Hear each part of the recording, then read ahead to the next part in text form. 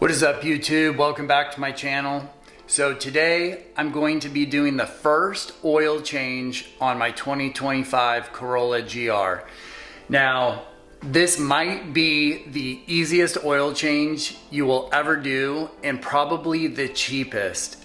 It only takes 4.5 quarts of oil to fill up this little 3-cylinder turbo engine, and the oil I'm using, which I'll show you, was on sale for $35 or $34.99, and the oil filter, I ended up going with the OEM Toyota oil filter for the Corolla GR, and it was $5.95 at my local dealership. So it's gonna be cheaper. I went to O'Reilly's, I went to Nampa Auto Parts, and the oil filter at Toyota, the OEM oil filter, was about $15 cheaper. So I just went with the OEM oil filter for my first oil change. But I'll show you which oil I'm going with, and then a little trick to make sure that you're jacking up your Corolla GR correctly so you're not hurting anything under the frame or anything like that. So I'll get into what oil I'm using and then how to properly jack up your Corolla GR for an oil change. All right, so for this oil change, I am going with the Mobil 1 Extended Performance OW2, or excuse me, OW20 oil. Now, this is their extended performance oil. You know, who knows what that means, but I just went with that. It sounded good. But when I had my BMW 340i, I always used Mobil 1 and just never had any issues with it.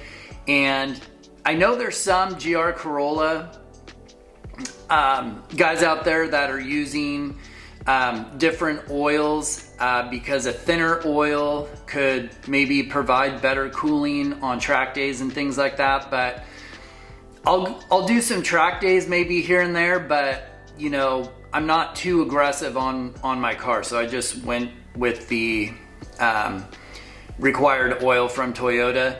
And then here is the oil filter from Toyota. Now, this oil filter is so dinky. Like, I think some lawnmowers might have a bigger oil filter. But anyway, so again, this was $5.95 at my local Toyota dealership. So I just went with that. Make sure, obviously, before you put this on, you're gonna take this plastic. I'm just gonna take it off now so I don't forget. And it's nice, they already kind of lubed up the seal on the oil filter, so that was nice. But the other thing too, make sure you ask for the crush washer because they do not come with the oil filter. So when you're at the parts desk, make sure you ask for a crush washer for your oil drain plug. But it is hilarious to me. It only takes 4.5 quarts for this engine. So all in all, for the oil in the filter, I'm in it for a little over 40 bucks. So I think that's probably the cheapest oil change that you'll ever do. Now, one thing I did talk about that you're gonna need to properly jack up your GR Corolla is you're gonna need this pinch weld adapter that you put on the pinch weld. And you need this for two reasons. When you jack up your GR Corolla on the pinch weld and you're not supporting it properly, you're gonna bend that pinch weld. And not that it's a huge deal, but you just don't want to damage the frame or the undercarriage in any way. So this protects the pinch weld when you're jacking it up. The one thing though, you need the proper jack. So you need the jack, and I'll show you, but you need the right jack for this to sit on top so it can properly distribute the weight and you're jacking up the car safely. Because the last thing you want to do under there trying to change your oil and the car comes down on you, not that that would happen, but you just want to be safe. And the nice thing about this is it's a magnet, so it will clip on and hold on to the pinch weld, and then that way it stays there, and it's super easy to get the jack in place. So I'll show you the jack you need, and then I'll show you how to use this properly. Okay, so this is the jack I'm talking about. So you need a jack, there's a lot of different ones out there, but I really like this one because it's the lower profile jack. So if anytime I lower my car, this really was helpful when I lowered my BMW. It just made it a lot easier to jack up the car when I was doing oil changes and everything. But also, it's nice to have the flat pad on the jack, because a couple things. If you have different cars, you can get different adapters to jack up each vehicle rather than having that jack that has the prongs. And so having this flat jack is really helpful. And it has rubber, so this isn't gonna move anywhere. It's gonna stay there, unlike some of those metal pads. So I highly recommend getting a low profile jack with the flat pad and having some rubber there so those adapters stay in place. Okay, so now showing you where to place this pinch weld adapter so you can do it the right way. So this is the front of the car, obviously. So it's gonna be right around here. So you look under, and if you see that pinch weld right there. So this part right here, that's where you want to put this adapter on. And because it's magnetic, it stays on that pinch weld. So you're gonna want, let me move the camera here. So it just hangs right there. So now you're not gonna bend that pinch weld because it's supported right here, right? So you're gonna take the jack, put that pad under. So let me turn this to jack it up. So we're gonna start, and you're gonna see, just get it evened out. And so bam, now it's all supported. You're not gonna bend that pinch weld. Let me see if the camera, it's not cooperating with me, but you see that? So now you can jack the car up properly without, there we go, without bending that pinch weld. So that's what you want to do. So I'll lower this now. And so these are extremely helpful, and you're not bending that pinch weld right there. All right, so now we got all of that out of the way. You know how to jack up your Corolla GR correctly.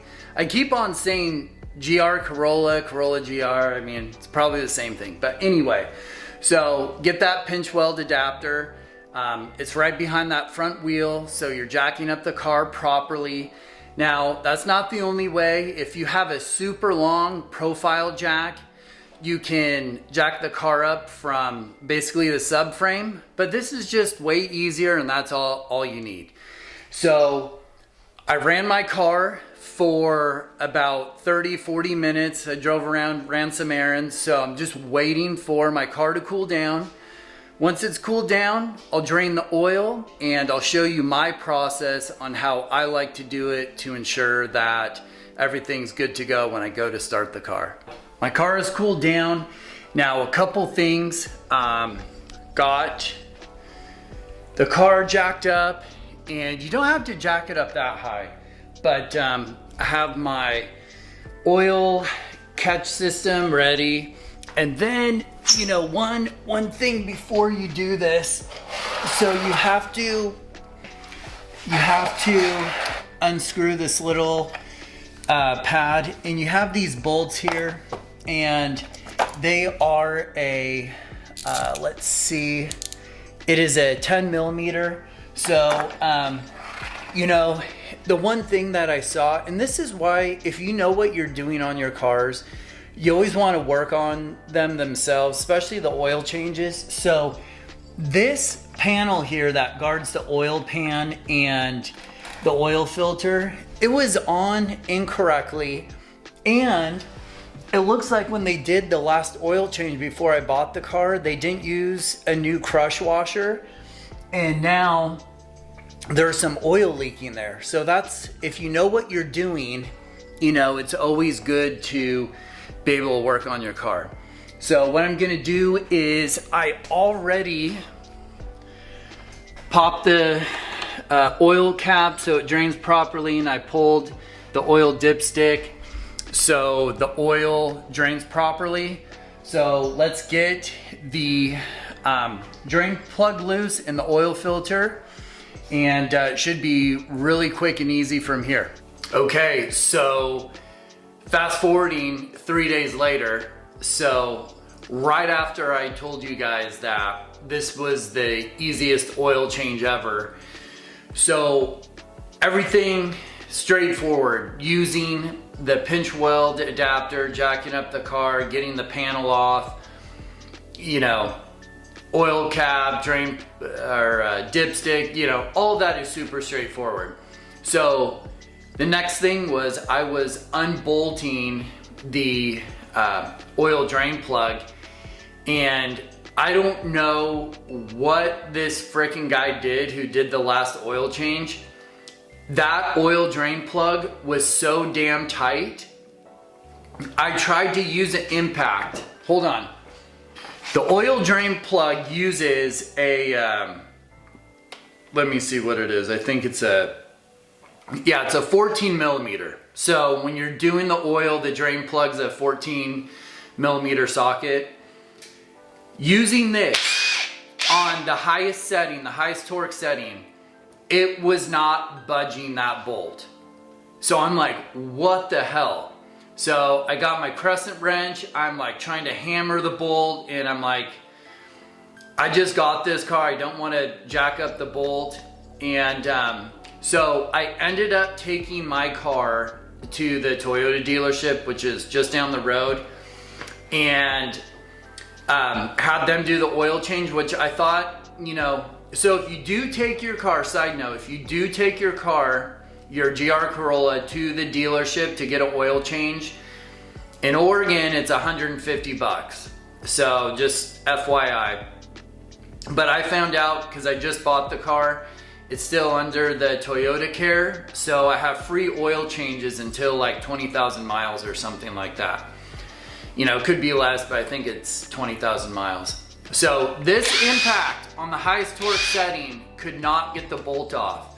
So I'm like, all right, I have to take this car in because I don't want to damage the bolt and then they have an issue or whatever. But they ended up getting the bolt off. So I don't know what they used, but that bolt was so tight that I'm like, they probably stripped the oil pan.